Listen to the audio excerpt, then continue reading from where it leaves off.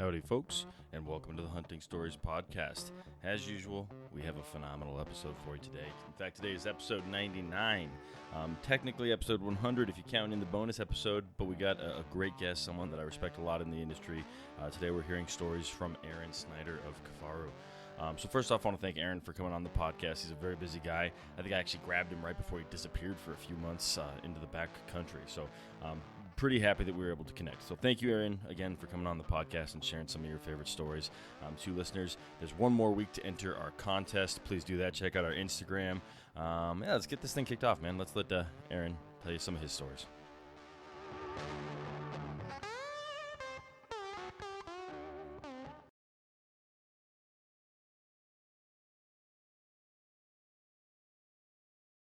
All right, Aron, welcome to the Hunting Stories podcast, brother. How are you? I'm good. Thanks for having me on. Yeah, man, it's a pleasure to have you here. I know we've been trying to get this thing scheduled for a while. I think the day that you first committed to it, you like fell and broke your ribs or something like that. Is that what happened?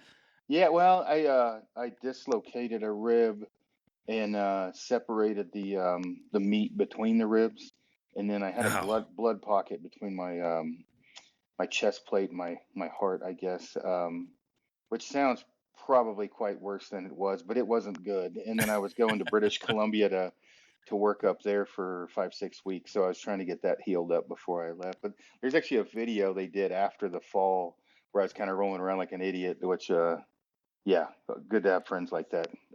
Yeah, those are the best kind of friends. What like did you just were you climbing something? Like how did you actually hurt yourself?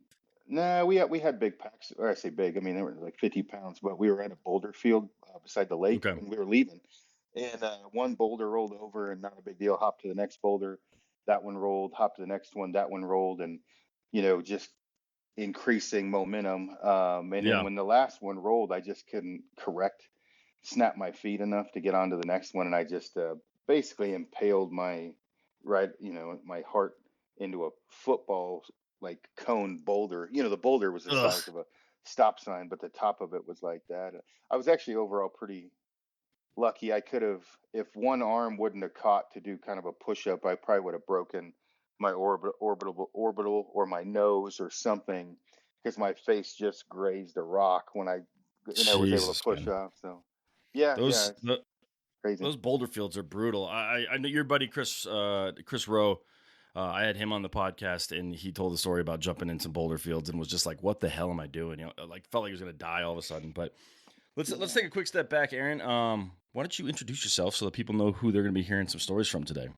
So my name's Aron Snyder. I'm originally from Oregon, actually, but I was in the Army for a little while, and I ended up getting out of the Army in Colorado and stayed there for a while. After I got out of the Army, I left, and then I came back. So since about 2006, I'd lived in Colorado until about 2 years ago, where I moved myself and the company Kifaru International to Wyoming. So I'm also part owner of Kifaru International, backpack company. We make backpacks and outdoor gear. I have a podcast as well, and photography. I do quite a bit of survival and long-term sustainment training. I'm in the woods a lot. I hunt with a recurve and a compound. Occasionally I'll pick up a gun, maybe once or twice, or probably once a year. But yeah, pretty much stick to bow hunting. And I just love being outdoors. I really like hunting, and as I gotten older, I've kind of slowed down on the hunting. I'm still hunting a lot, but I'm trying to help more than I used to be. When I say help, help others, kind of fulfill their dreams, teach them things like that. So. That's awesome, man. If you had to guess, how many days in the woods did you get last season? Oh shit, dude! I was guiding stone sheep and mountain goat for 6 weeks alone. So, Jesus. I mean, that'd be, I don't know, like 100 and something, and that was a slow year. I mean, honestly, my knees have caught up with me a little. My left knee's got a little bit of arthritis, so I kind of have to pick and choose now. But there for a while, it was 150 to 200 nights a year, and now it's just businesses and everything. I can't complain. I still am out there a ton, but it's definitely more selective. I don't do anything stupid anymore, and I'm not 50 yet, but I'm real close. And when I say stupid, I I don't go do things for no reason where there's nothing wrong with that. And so I might hike to a place that has little probability of animals, but it just looks cool on the map. Yeah. Where now, if it's like, maybe it has animals, maybe not, probably not going to head there. Going to go to the spots I know have animals first. So, Yeah. Nope. That makes a lot of sense, man. That makes a lot of sense. And yeah, you probably have hunt more in a year than I have in my entire hunting career. So yeah, the fact that that's your bringing it back, settling in to your late 40s here, that's pretty awesome. But man, let's just jump right into it. I know you have it for a limited amount of time. So why don't we set the stage for the first story? I don't know if you have one particularly in mind, but let's jump into it. all right. I was thinking about this. Like you said, it's just hunting stories and starting like really, young. I started out at birth hunting, but probably the most pivotal portions of hunting for me was when I switched over to a stick bow. Yeah. Um, I had to really learn how to hunt, real, and Mhm. I picked the stick bow up almost on like a bet, more or less, to prove a point that I could do it without technology, and I did it, but I was definitely using technology heavily to my advantage with the Yeah. compound, and it shot a lot of animals at a far distance away. So I would say, like, with that first year was probably like some of the more memorable hunts, because, well, I say the first year, the first few years, because it just took so much more effort to get an animal. And so Yeah. I would say probably one of the first ones was I was with Frank Peralta. He used to work for Kifaru, and we were in a burn, and I can't remember. I think I spotted the deer. He might have spotted the deer. Either way, we bedded the deer down. It's quite a ways away, um, and it was from where he was and where I was, it was a huge loop around. It was actually to the point, hike back out to the car, drive, and then hike back into the deer. If that Okay. makes sense. I've done So that. Yeah, I've done that before. and I got lost a couple times. Not lost, but I stalked the wrong rock a couple times, thinking it was everything in a burn looks the same. And I'm kind of abbreviating this story, but when I finally found the deer, it was a miracle it was still there, because therefore I had to lay down for 20 minutes to let some does pass before I even got there. The second time I stalked the wrong rock, I'd lost my shoes for 4 or 5 minutes trying to find them, put them back on.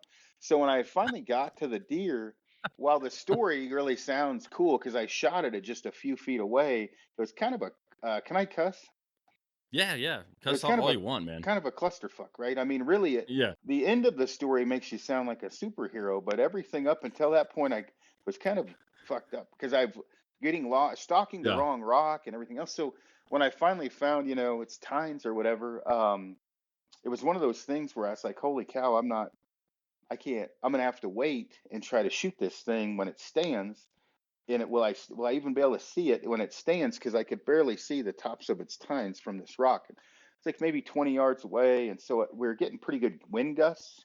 And Frank was across maybe 600 yards, 800 yards, however far, a Okay. thousand yards.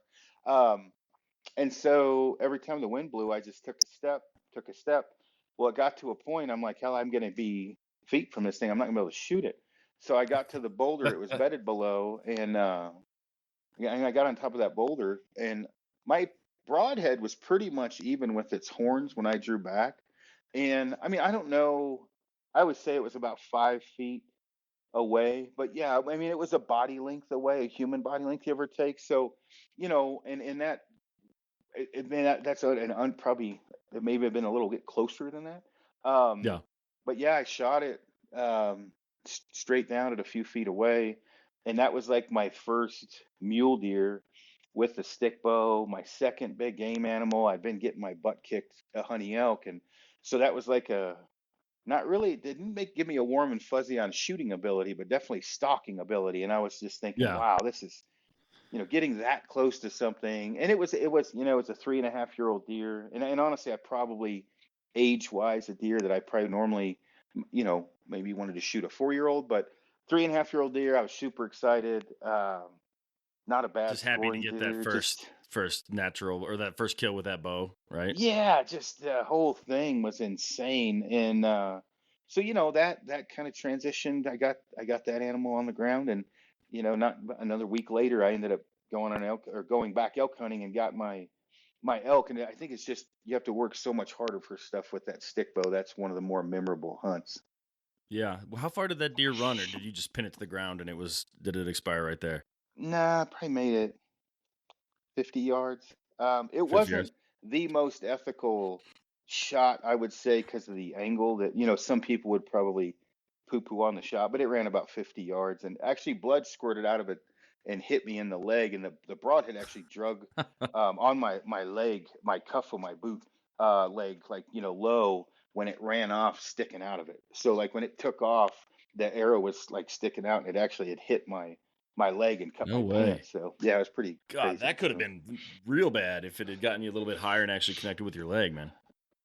yeah, I mean, honestly, I had shit running down both legs already. Like to make all of that happen, I was pretty Oh, jacked through. I probably wouldn't have okay. felt it anyway. I was pretty jacked through the roof. So That's awesome, man. That's a cool story. Yeah, I've heard that story, and wasn't it just um, like social media people basically giving you shit for being so lethal with the compound bow that they're like, you couldn't do it with a stick bow, and that's, you said it was a bet, but wasn't it just people giving you grief online or something like that? yeah, on my emails online, Yeah, that someone like myself would never be able to kill anything, or like a Levi Morgan, or pick a name, with a stick bow because we use technology to our advantage. Which, in reality, that's true. I mean, I had to learn, I had to relearn a lot of things on how to be quiet, really closing the distance inside of 40 yards, and um, you know, things that I never even thought about with the compound noise wise became yeah. real important with that stick bow. So, I bet, man. How long did you stick with the stick bow before you started going back and forth between compound and stick?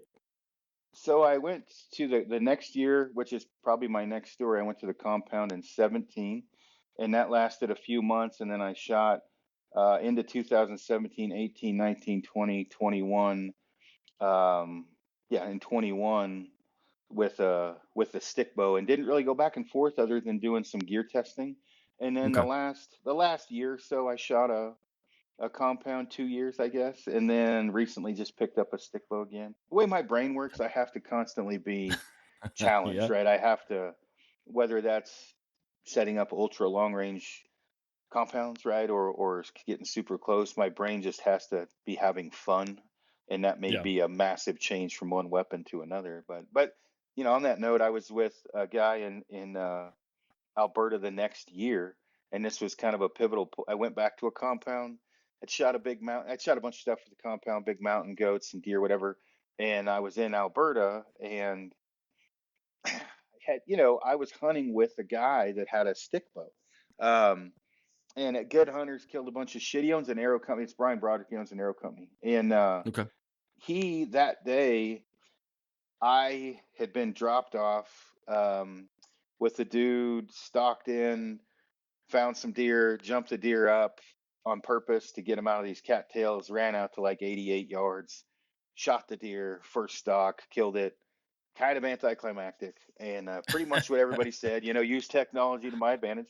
And then later that day, Broderick snuck in on top of a buck and killed it at, I don't know, 10, 12 yards. I Yeah. was far more excited from that, hunt than I was the stick or the compound. And Yeah. it was one of those things. The deer were bedded, then they were moving. We got ahead of them, and Broderick got where they walked right below him, and made a great shot, heart shot it. Deer did run actually quite a ways for a heart shot. I was surprised, but Huh. and it was just at that point, I pretty much knew, like, yeah, I'm going back to the stick bow. Like this is high intensity, and even now I'll go. I mean, I'm probably gonna hunt with both every now and then, Yeah. um, but it's definitely more rewarding um, with the stick bow, but it's also a lot easier with the compound, and I'm not getting any younger, so weighing it out, whatever my brain thinks that day. Yeah, right. I'm not a good enough at a compound bow to even do just that. I'll bring a rifle whenever I can because I'm an opportunity hunter. Just because I got to get the hang of this shit because I'm so new to it. But you said something about the heart shot and how far it ran. I was hunting actually the episode after this. We're gonna tell this story because it's a memory podcast of my father-in-law who passed away. But my brother-in-law shot an elk with a 50 caliber muzzleloader, liquefied the heart. Like when we took it, when we gutted it, the heart was just like a globular mess, basically. And it stood on its feet for 40 minutes. Yeah. Like, it was absolutely insane. Those how without their pump station, they can just survive so long, man. It's crazy. Yeah, I mean, he made a good shot, but it smoked it out of there 150 yards on a dead run, which is, I mean, pretty far. I mean, yeah, I don't. Yeah, the more you get to the hunt, the more you see, the more, I don't know, just the more experience you have. And I'm lucky enough I guide as well, so I'm shooting a lot of animals a year, plus I'm guiding. So usually, if we're hunting and I'm guiding you and you hit an animal, I'm gonna say liver, lung, artery, hit the ass, guts, small intestine. I'm gonna tell you probably what's gonna happen, what we're gonna do. Every Yeah. now and then, you're just wrong, like heart Yeah. shot, we're good. Yeah, wrong, So those, I mean, you never know what's gonna happen, but generally, most of the time, you hit an animal like that, it's gonna go down fairly quickly. What's really crazy is there's been a couple times this year, uh, specifically, a buddy of mine that's in Virginia Beach. I was with Ryan Rotier and him, and Rotier and he went on a stalk, and he shot a deer. It went 800 yards on a double lung. No shit. Legitimate, found the deer. I was on the spotter with Joseph and Jerry Shaw. We're watching it, and it's booking it, and I thought he missed. Joseph's like, "No, I see blood, dude," and I'm like, "Well, he fucked something up, man. It's not good." And it ran so far when it finally died. I literally, this was one of those pivotal moments in my brain where I didn't want to say anything. We were shooting a specific broadhead we had really good luck with, and this was the fourth or third weird thing that had happened with this broadhead, to a point I didn't say anything. I ran down, started dragging the deer. They met me, and then Rotier and I later were like, "What in the hell is going on? Like, this is the Yeah. third or fourth, like, what the hell, like, what the fuck moment." Um, and that can happen bow hunting. You just don't want it to happen, I guess. Yeah. Was that a mechanical or a fixed? Mechanical, yeah, mechanical, Interesting, man. That's interesting. yeah. Yeah, no, I'm not successful enough to have too many animals run off on me. I've actually just got my first archery kill this season, and I shot a bull, and he ran about 100 yards, died in about 30 seconds. It was great, so That's pretty good. happy with that. But I know it's inevitable before I either got shot and lose one, or it just runs so far. Hopefully I've been able to find it, but that's just the nature of the beast, right? Yeah, yeah, and I mean on the mechanical broadhead, fixed blade thing, it's weird, you just hear what you want to and believe what you want to, and it's like I can give you 100 reasons not to shoot a mechanical, and I can give you 100 not to shoot a fixed blade. It's really what Yeah, is most important and you're confident in. yeah, Because people will hear that story, and be like, "Yeah, but can't even Aaron said it, mechanicals," and I'm like, "Okay, well, let's talk about the client before that didn't tune his arrow and missed the fucking deer and shot it right in the ass cheek because the flight was bad." Like, you got to keep it fair. Like, you want to get yeah. good info out to everyone. I agree. I agree, man. But we're not here to give info. We're here just to tell some fun hunting stories. So, what else you got? You got another one for us? Yeah, man, I would say in Alberta that same year, and mule deer, same thing. I had again, this was my first season with a stick bow, and I was having some good success, but still maybe questioning, like, am I good enough to keep getting this done, like whatever. And um, ended up, we had hunted 3 or 4 days. I had missed a really good, not a big scoring deer, but like an 8-year-old, 7-year-old, 3x3, like big massive deer, and Yeah. a lot of cute coulees, a lot like Eastern Colorado rolling hills, and yeah, we were out looking for another deer, and Brian, I think it was Brian, had spotted a two mule deer across the canyon, maybe a mile away. We went back and met him midday, looped way around on these two deer, and it's hard to explain, but you basically have like kind of rounded ridges or rounded spurs, and then you'll have spur draw, spur draw. Where these cuts are, they're out of the wind and it's shaded, they're protected. And so it was on kind of one of these cuts, and there was two bucks, and they were both in the 170, 180 range, like good sized deer. I snuck in on top of them, and I was a good stock. I was doing pretty good. I did step on a cactus, which wasn't cool. Um, I got above where I knew both deer were, and I could not see one of the deer, but the one I ended up killing, I could see. So the one was ended up killing was like when I first saw it was 58 or 54. It was farther than I could hit it. Okay. And so, but I knew the other one was more than most likely 12 to 20 yards below me, but I couldn't see it in a cut bank. So I'm like looking left, looking right, looking left, and I could not see that closer buck. Well, I thought, well, I'm gonna back out and then loop back in and get closer to this other buck and hopefully not blow the buck below out. Um, so it's super technical, just blowing the other deer out. It's not good either, right? So just trying to get closer to the other one, not blow that one out. So anyway, I loop back in and I come in right above it at 40 yards. I say right above it. Hmm. Well, like an idiot, I go to draw my bow and my feathers brushed my pant leg and it's loud. It's Is it? and immediately was like, "Are you fuck me running? Like, are you stupid?" And the buck I was gonna shoot's head starts twitching, and mm, there was enough wind to mask some of that. So Yeah. immediately, I'm just like, lock it up, like, don't move, let him calm back down. It seemed like an eternity. He finally comes back down, puts his head forward. I still cannot see the buck below me. Well, Brian, who's watching from across the canyon, he can't see the deer I'm going to shoot, but he can see the deer that I can't see. And I Yeah. can see the deer he can't see, and vice versa. So I draw back, and it was right at 40 yards, like my point on distance, which is a pretty far shot for a stick. And all he sees is an arrow with three giant 5-inch yellow chartreuse feathers launch over the top of the deer he thinks I'm going to shoot. He can't even see the other deer right now. So Okay. Yeah. he thinks I just choked my ass off, right? So boom, I hit the one, basically, bedded away, kind of cornering in front of the rear quarter, downward angle, probably went in somewhat at the front or head side of the tenderloin. So front side of the tenderloin down. And so I'm thinking, okay, I've got definitely liver, guts, maybe a lung.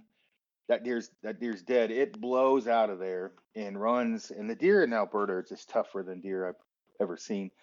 Runs probably 400 yards straight, back about half of its body covered in blood.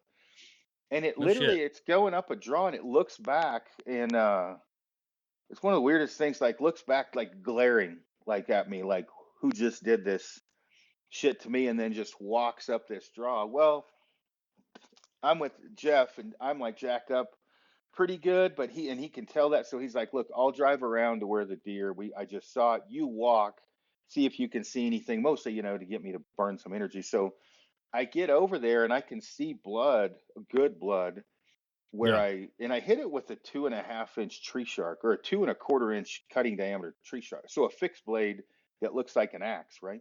Yeah. Um, so I get to the top of the hill and I'm like, look left, look right. I'm trying to figure out where this deer may have gone, and I can't see it. And I had told Jeff, I'll just wait for you.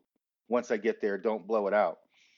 Well, I didn't know that deer was just feet away from me, bedded when it got to the top of that hill. And I didn't know. So I wasn't making like a ton of noise.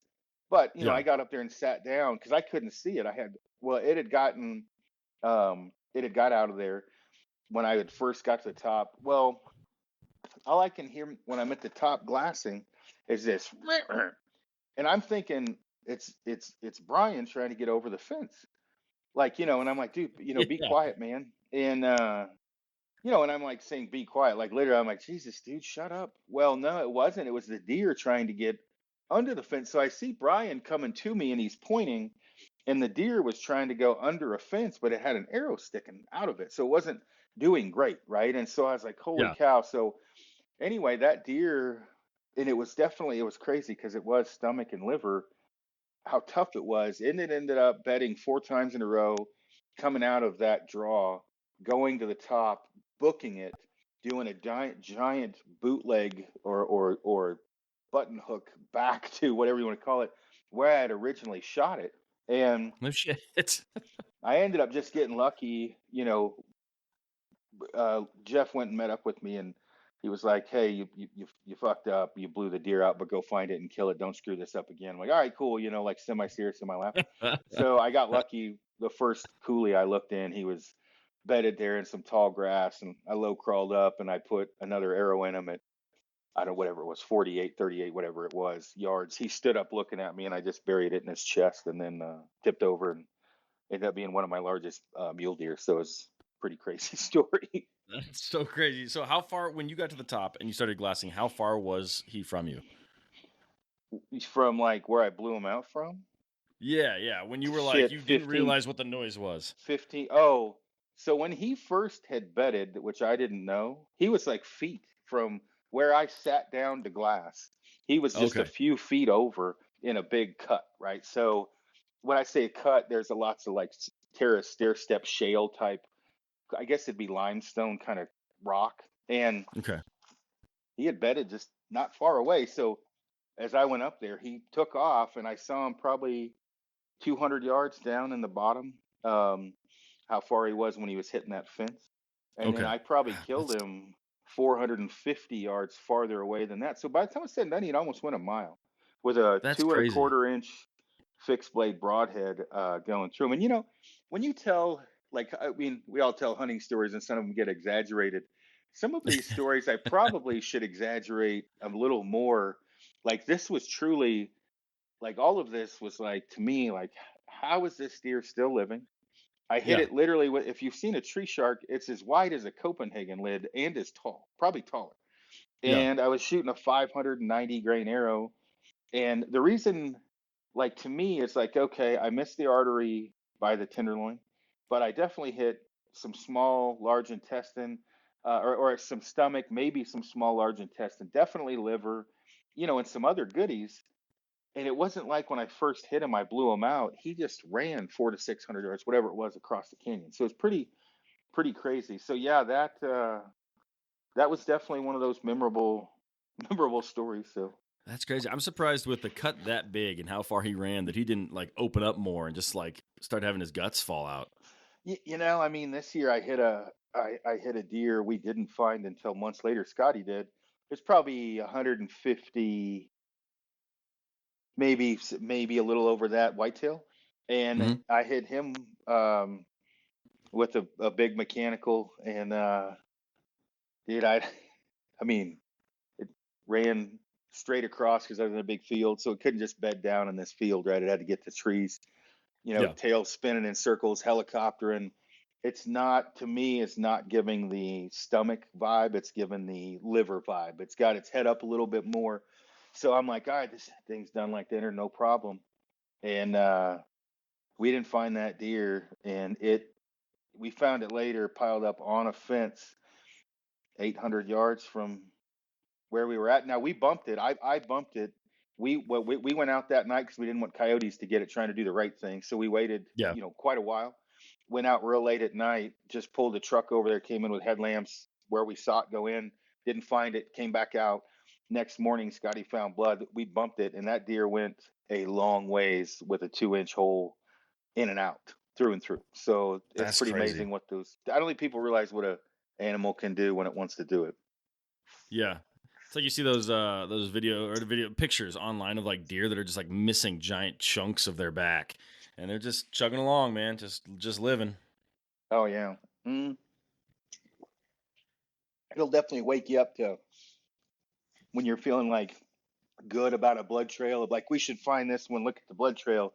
I don't ever get my hopes up anymore because you'll just be let down once you've seen what they can do. So Yeah, man. Yeah. Well, that's crazy. There's a fun little second story added on to that one. But what else, man? We're just keep going. I know I'm running out of time with you, so I want to get as yeah, many in as we can. I'd say probably. Oh, I shot a mountain lion, a lynx, a bobcat, and a wolf in 3 days of hunting up in BC with No Fort shit. Lancaster. He's a guy I help him out guiding off and on. Good friend of mine. He owns Okay. Guides Eye Outfitters, amazing area where he guides. So I went up there with him, and it's with hounds. And there's not, the hounds do all the work and the houndsman, right? Like, I don't. I mean, it looks cool, the photos with me, behind the animal, but I didn't do shit, right? I just hit the animal. The Yeah. dogs and the houndsmen do everything. But we I didn't realize, how many lynx were up there, and the first lynx we went after was just, I never looking at it in the tree, and yeah, it's just, and I mean, it's in a tree, it's not going anywhere, and I'm still like nervous a little bit. It's like, dude, calm down. So I just posted a photo of this a couple posts ago where I'm at full draw, and you can see if you zoom in the lynx up in the tree. Ended up being a monster, lynx. Well, I say a monster, good sized lynx.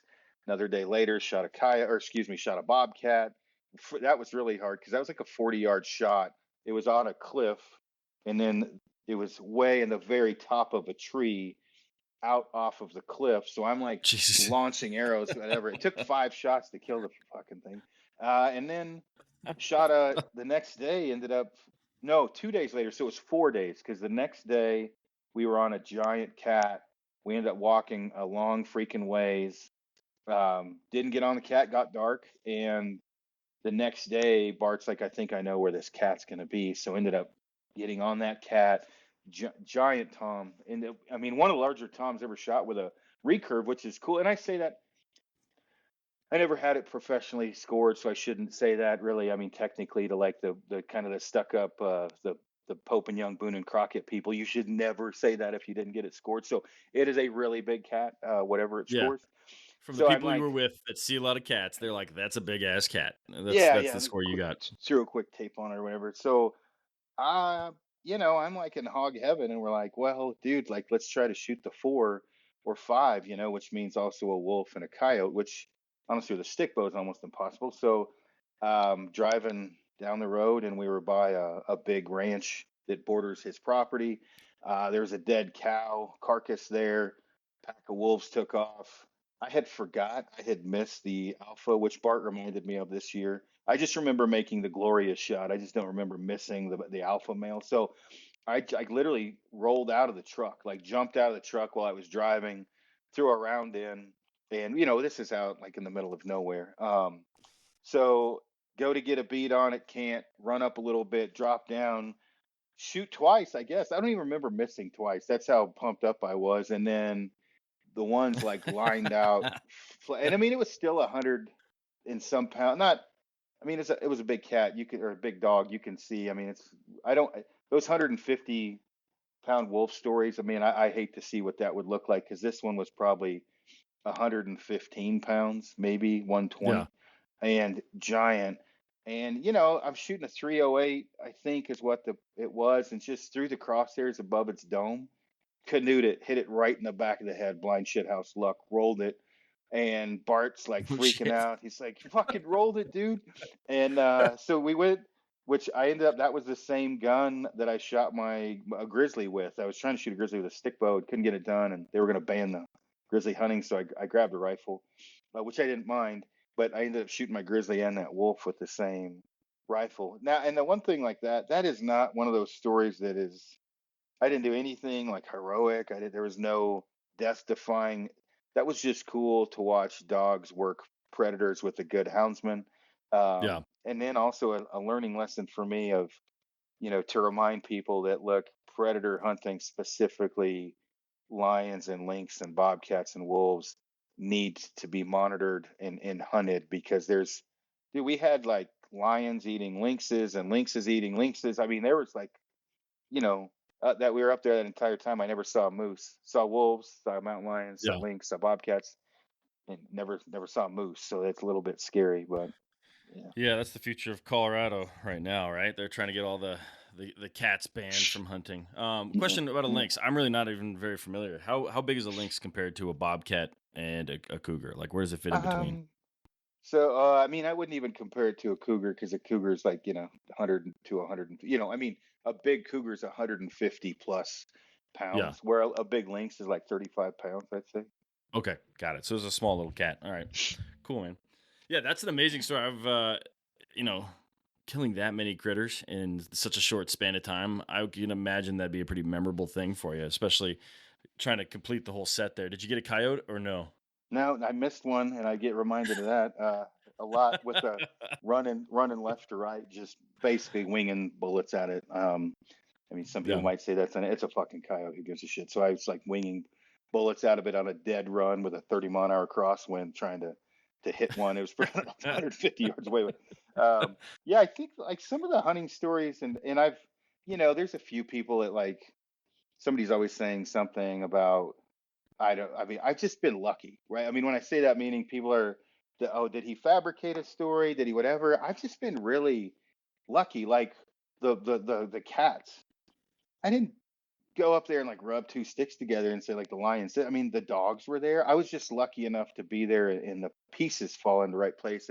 The wolverine I shot, like the third person to ever do that. Of course, I had to hit the wolverine, but I mean, it just was one of those things where we were up on top looking for mountain goats on a mountain goat hunt in the Chugach Range. I looked down. At first, I thought it was two wolf pups, and I was like, No shit. are those wolves?" They stood up, and Jeff said, "I was like, dude, those are wolverines." And I'm like, can I put my goat tag on one of those? And we made a phone call on a sat phone. In the time we found out to make sure it was legal, they'd went away. I'm like, well, it's a sign I shouldn't do it. They came back and ended up shooting that thing at 9, 10, 12 yards, whatever, super close. Um, and I mean, just blind, just a horseshoe in my ass. Like, you Yeah. know, I wasn't hanging Explain off of, explain putting the goat tag on it for me. Like that's something I've never even uh, heard of. Like Idaho does this. A lot of states do. A few states do it. You can put your tag on anything of lesser value that's in season. So if you got a goat tag, interesting. you could put it on a bear. You could put it on a caribou or whatever. Same anything, So if same you price had or less. a moose tag and you ran into an elk, you could kill it. Yeah, well, elk's not a good probably example because it's in Alaska, and there are not very many Okay. around there. But yes, and I think Paul Schaefer's buddy, and I can't remember his name, was the person before me to do it, and he put a moose tag on a wolverine. Okay. I think it's the story. And then Jordan Jonas, a good friend of mine on Alone, he had, no, he killed his with an axe, right? He pinned it to the ground with a stick and then cut the shit out of it with an axe while I was still growling at him. So, Jesus Christ. I yeah. need to have that guy on the fucking podcast. Yeah, if you want, like, I'll give you his numbers. Fucking super cool Yeah. dude. A lot. Like I said, it's just the right place, right time, and being out there. Being willing to, Yeah. to go. Some of the craziest shit that's ever happened to me. I like a mule deer I killed in Colorado. I hunted like 13, 14 days on a backpack hunt. Got my ass kicked. Right. I mean, horribly beaten. Like just one blown stock, missed shot after another, and then Yeah. hiked out, and then came back in, and I mean, I ended up spotting these deer. I can't remember if I spotted. Yeah, I think I don't know if I spotted or Frank did. I think I spotted him. Frank's stomach was fucked up, so I'm pretty sure that I had spotted him. But either way, I went over there, stalked in. It was so steep, my feet blew through the front of my socks coming down to get on top of Okay. them. And these Yeah. are the things like, when people like the reality is they just remember if they want to what made you sound really good, and if they don't like you, they'll remember what make you look really bad, right? So, and both of those Okay. things happened on this one. My first shot, it was bedded right in its armpit, missed it, and clipped a branch, and it jumped out of its bed. It was asleep, face down, out, asleep. Yeah. Jumps up, and he starts to, and because I, sound like a bird probably to him, woke him up out of his sleep. He kind of started scratching. I'm like, he's gonna bed down again. I'm gonna kill him. And I mean, my calves were shaking. It's steeper than shit. And he smelled that arrow. He didn't like that, and walked right under me, and I couldn't see him. Frank is watching. He thinks I can see him. And Frank's about to kill me. He's like, just shoot, dude. Look down, look down. Where I can't see. He comes out, and then I end up pinwheeling him and killing him. End up being an 8.5-year-old, big, massive 3x3. Uh, Great story. The reality is, I got my ass whooped for 15 days, missed an Yeah. opportunity, and finally killed it. The biggest thing is just don't stop, right? Just Yep. just keep going. And that's the same thing with anything. If you got to be out there. You have to be out there. Um, for crazy things to happen, they don't happen from your couch. You just got to get out there and get after it. And also don't stop. When I say like shit is going to not go right a lot. Like whether Oh yeah. that's be you starting out in bow hunting, it doesn't just fall into place. It certainly didn't for me. I mean, it took a while to Yeah. get it figured out. But if you keep going, you're learning every time, staying positive. And especially if you assess what went wrong, and recalibrate and go back in there. Just get out there and don't quit and stay positive. And I've had a blessed life. I could literally tell stories until tomorrow of crazy shit that either I shot or clients that have been with me. Yeah. But bottom line is, none of them, I mean, I say none, some of them did, but most of them were a little bit of luck, some skill, staying out there, positive attitude, especially when you miss or Yep. rainstorm and your shit's all wet. You know, you're not going to kill anything going home. So you just got to stay out there and make the best of it. Can't kill him on the couch. I know for a fact I had a bear tag. I think this was 2020. It was like a couple days after. Remember that giant snowstorm that hit in Colorado in 2020 in like September 5th? It's fucking in it. Yeah, it sucked. Yeah. Yeah. I was out there too. It was awful. And we got on some elk like that day and the next day, but like days later, I was like, this sucks. I'm beating myself up. And I'm sitting there hunting with a buddy, and he's down this draw and I'm at the opening of the draw, and I'm like, I just text him. I'm like, hey, I'm gonna go back to camp. I was like, I'm not having it. I'm cold, miserable. I'm feeling beat up. It was like day 9 or something for us. If I had sat there for another 20 minutes, a black bear would have walked by and I had a black bear tag. So it's about being in the woods, man. It's like one of the things I regret. Why couldn't I sit there another 30 minutes? And he says it snuck up to like 10 feet behind him. It scared the shit out of him. Because I was supposed to be watching his back. So, but either way, you're 100% right. It's about just getting out there and doing it as much as you can. The one thing like you're bringing up as far as staying out there, I've really focused or stressed this to different people. If the choices is going back or building a fire, and I don't think I have had really good luck building fires and they're not affecting animals. Like, dude, I'll just build a fire because I know guys are like, I'm done. I want to, that fire gets you warm, obviously. Then you're going to get warm from getting firewood. It's just a little spark of hope, a little bit of motivation. You're drying your crap off, and it may be in the middle of the day, wind's blowing, it's snowing, it's whatever, you're wet. Get under a tree. You can pretend like you're a mountain man. Get that going. Dry your socks off. You shoot the shit, but you're still out there. You're not going back to the tent, and that's like, again, that's the most important thing is find a way to stay. Find a way, whatever it takes, and whatever you're doing, and it'll pay off. I agree, man. I've even heard that like building a fire, there's something ancestral about it. Like we've been doing it for so long, and it was such a big point for people that like it's just good for the soul. So like even if you're not warming up or drying anything, it's just getting it done, man. So that's fun. Well, Aaron, you got any more for us, man, or do you need to get to your work, damn? I know you're a busy guy, so dude, I'll listen as long as you'll tell them. I'm getting ready to leave for a while, so I'm not doing shit at work. Really, I got everything pretty much buttoned up yesterday. Trying to think, like probably when I was the first elk that I had ever shot was pretty crazy. As many, when I say the first elk I killed with a bow legally, like as a grown up somewhat. And I'm trying to think if it was the first elk. Pretty sure it was my first elk. I think it's kind of a blur. But either way, this was like back in the day when Colorado was like really, really good before the winter of 07, 08. The mule deer population changed forever that year. And so this was where you could backpack in, legitimately have a good shot at 160-inch mule deer, definitely good shot at a 5x5 or bigger. You're going to be into animals, the good old days of Colorado. And this was in the early 2000s, and I was not in peak fitness back then. I was kind of a little fat fucker, working on getting shape, and I had pretty crappy gear. I think I had a Badlands 4500, not horrible gear, but back then to me, that was the bomb.com, right? I didn't know what a Kifaru or a Mystery Ranch, whatever it was. I knew what was in Sportsman's Warehouse or whatever. So and I broke the shit out of that frame, by the way. Like I broke that bag, I don't know how many times. So, but I had killed, I've killed a 3x4 mule deer, and I was not a mule deer hunter back then, right? I was just a hunter. I wasn't even an elk. I just kind of liked to hunt, but it's just figuring shit out. And happened to literally walk into this deer and just happened to not be breathing hard, doing anything stupid. Saw the deer with my backpack gear on, and again, at this time, I actually think I do know what I'm doing, and I am the farthest thing from know what I'm doing, and this is where I try to have patience with people when I'm giving them advice and talking to them, because I remember what it was like for me, young and full of dumb, full of cum, piss and vinegar. I fucking know everything. I've shot 6 animals. I know it all. Well, that was me back then, right? I shot some animals, but I didn't know shit. Yeah. So Yeah.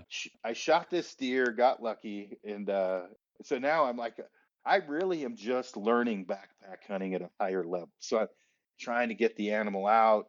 And again, this is some of the first animals I've shot. Now, it wasn't the first. I'm trying to think. This was the first bow kill, I think, or maybe second with an elk with a bow, right? Okay. Had Yeah. shot mule deer before. So again, shooting them by the road, a little bit easier, right? This is a legit backpack hunt. I have a deer on the ground, still have an elk tag in my pocket. I have some gear and a little bit of knowledge, but not a lot, right? So this was back in the day when I would strap a day pack to the top of my big pack to have a day pack. Dumbest shit you could ever do, right? And I'm Okay. anyway Yeah. loaded down. Anyway, so I am not drinking enough water, but I mean I'm trying, and I'm poor, so I have like ramen and tuna, like poor man's, mountain house, Yeah. Yep. and just beat to death. So I have crappy boots on. My feet are fucked up. I hike the deer out, leave my stuff back there, take the deer to the processor, come back, and again, I'm not in pinnacle fitness. And I'm not that far from the road. And so I'm just jacked through the roof. I got this mule deer. So I go back in, for elk, right? And Yeah. I, again, the skill set I had then I was not deserving of shooting 2 animals. It was just luck, right? It was luck, but it gave me the thought that I actually knew what I was doing because I got lucky enough to get them. But I just did not have I didn't have. I just got lucky, right? So Yeah. anyway, I'm probably blowing on a freaking hyper lip single or some Primos call way more than I probably should. Elk runs in dumber than shit. It was like a 5x5 3-year-old. I'm like at that time shooting some crazy. I think I was shooting a Hoyt Striker 2 with a red line cam, probably 20 at 80 pounds, maybe 90, 2315 arrows, I would assume. Okay. Um, anyway, shot it in the chest, frontal. And again, this is all. I'm like panicking, happy, shaking. Holy shit, did I kill it? Should I even take a frontal shot? Which I've taken many since then. But I'm like, oh fuck, I didn't even know what a frontal was to speak of. There was no internet back then, right? There was no Yeah. Instagram, YouTube. There wasn't like, let's go talk shit about frontal shots on some fucked up forum, right? There wasn't that. There was Yep. no. You just kind of figured the shit out, right? So I shoot, and I'm like, did I miss? I was fucking shaking like crazy, and like so. I ended up frontal. It didn't go very far. It piled up, and but now I'm like, Jesus, what the fuck do I do? I never Yeah. deboned an animal. So I mean, this is 25, 24 years ago, whatever, 23 years ago. And so and I had killed some stuff, and I had killed a bunch of whitetail, but I didn't have that high level experience, right? So I'm trying to like debone this fucking elk. It's fucking dirt and shit all over the meat, right? I don't know what I'm doing, and I'm like, I Yeah. mean, it looks cannibalism, like big chunks of meat and shit, not how you're supposed to do it, and getting beat up. So then I'm trying to get it packed out. I get it packed out. The processor's like, what did the fuck? Do you throw this off a cliff? Because so it was that. I mean, really, that was one of the more. Oh man. And I don't know that I've ever even told that story because it's pretty embarrassing, but it was one of those times where I really was a wake up call for me of like, okay, one, I'm not as smart as I think I am. Two, I love doing this. I am addicted to Yeah. this. But three, I got to get better at what I'm doing and really learn the art of this. And that really kind of pushed me forward into what I'm doing now. And I mean, honestly, like if somebody told me that story now and it was someone else, I would literally be laughing internally and externally, thinking, dude, I know, please listen to me when I try to help you out, right? But you didn't have that as much back then as you do Yeah. now. There's so many easy buttons now. And I'm not whining about the younger generation. I'm just saying you didn't have that back then. You had some articles from Chuck Adams and Randy Ulmer, and maybe some dudes at the archery shop that would help you. But now you can watch 17 videos on how to debone an elk. And then you can just That's listen true. to people talk shit about them below in the comment sections just for clapbacks. I mean, there's a lot there.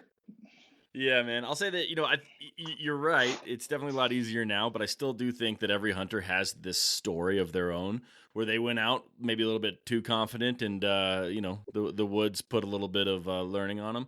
So I know that I've gone out there being like, okay, I can do this. And all of a sudden just being like, oh, what the fuck am I doing? Like, I have no idea, just completely lost, but I'm in the moment and I got to deal with it. So that's an awesome story, Aaron. Thanks for sharing that one, man. That's a lot of fun. Yeah, well, let's wrap it up on that one, man. That was awesome. Why don't you tell the people where they can find you? So on Instagram, it's Aron_Snyder. And then I have like a Snyder's Gear Corner page, a photography page. I got a bunch of crap. Podcast is Kifaru Cast, Kifaru Cast. I'm trying to think. Kifaru International or Kifaru.net is the website for the backpacks. I also work with Born Primitive Outdoor, which is a clothing company I partnered up with. Yeah, Aaron Snyder with 1A on Facebook. There's shit all over the place. So YouTube, it's No, Kifaru. So yeah. I'll try and capture as much as I can and put it in the show notes, man. But Aaron, this was a lot of fun.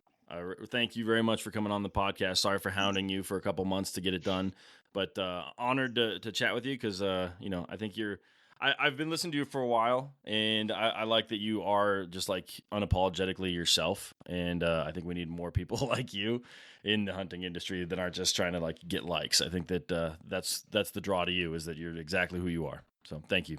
I try to be, yeah, no problem, man. I appreciate you having me on. And yeah, that like what you're doing is pretty, it's a wider variety, Fred Bear field notes, right? You're hearing everyone's hunting stories, and the way I run my podcast, I can't really do that, and I need to do that more. So it's good to have a place people can go and on a road trip and just listen to other trials, tribulations, high points, low points. It's that way Yeah. people can relate. So yeah, I love what you're doing.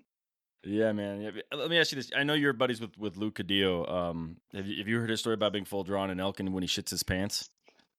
I don't know if he's told me that story. I mean, he may No. have, and we were drinking, but is it on Yeah. yours? I'll have to listen to that. It is, man, and it's one of the funnier stories I think of. Everyone talks about the people making mistakes, and that one always rings a bell. Where he's like talking about his gut just on fire and full drawn an elk, and he's like, "I got to go for it," and he just shits himself. And we're not talking a log; we're talking like his boots got filled up. Running. So, Yeah, yep, that sounds like Luke. Yeah. When I yeah, killed my yeah, mountain goat, which is another story I should have told, but either way, when I killed my mountain goat, Luke was there. Him and his wife were on the valley floor, maybe 3 miles in or 2.5, whatever it was. Frank and I were up high.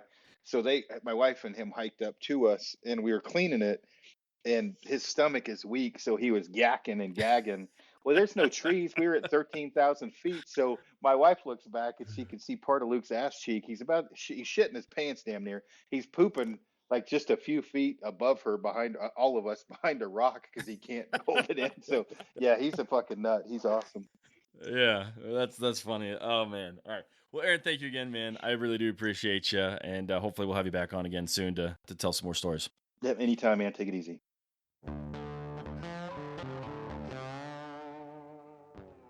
All right, guys, that's it. Another couple stories in the books. Obviously, I had a ton of fun chatting with Aaron today. So again, Aaron, thank you so much for coming on the podcast and sharing all your stories with me. I really do appreciate it. Beyond that, you listeners, guys, if you have a story for us, help me get another 100 episodes in the books. Reach out to me, and let's have some conversations. You guys can tell me your favorite stories or connect me with people that you know that have amazing stories. I'd love to hear from everybody. Also, another quick reminder, check out the contest we have. You can get all the information on Instagram. It's pinned right there to the top, so the links to that are in the show notes, as well as links to all of the stuff Aaron talked about, his podcast, his websites, all the stuff that he's doing. So that's it, guys. Thank you so much for your time. I really do appreciate you. Now go out there and make some stories of your own.